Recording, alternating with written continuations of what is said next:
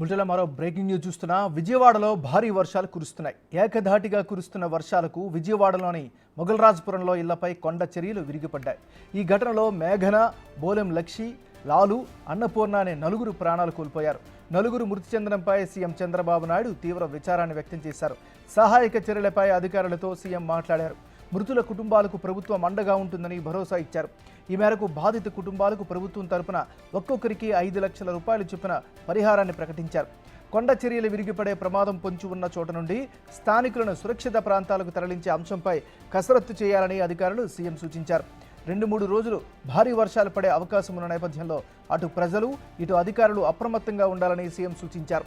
అధికారుల సూచనలను ప్రజలు తప్పనిసరిగా పాటించాలని సీఎం కోరారు.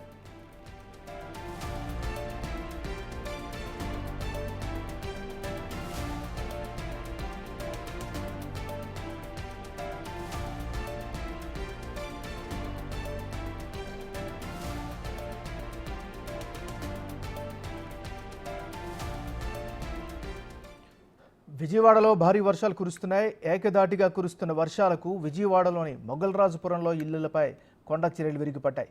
ఈ ఘటనలో నలుగురు మృతి చెందారు.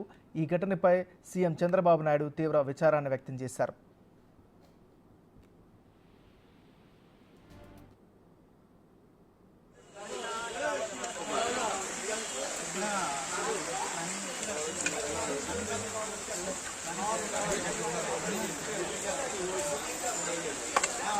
Thank you.